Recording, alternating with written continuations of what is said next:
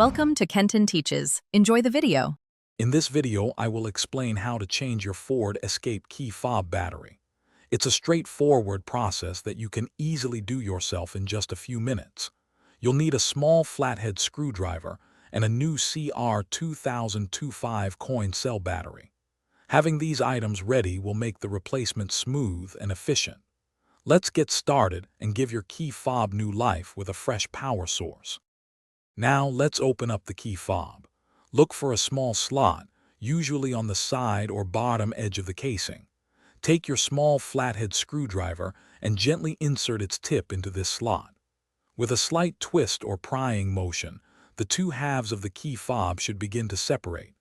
Be careful not to use excessive force to avoid damaging the plastic casing or internal components. It should pop open with minimal effort. With the percussion grooving, it's time for melodies and harmonies. A piano or montuno pattern is essential, usually a 2-bar or 4-bar repeating phrase that drives the harmony. Next, craft a syncopated bass line. It often plays on the end of the beat, adding to the rhythmic complexity. For that authentic salsa flair, think about adding brass stabs or a full horn section. These can create powerful call-and-response motifs, elevating your track. Finally, let's polish your salsa track with some mixing and mastering tips. Use equalization to carve out space for each instrument, ensuring every element is clear and distinct.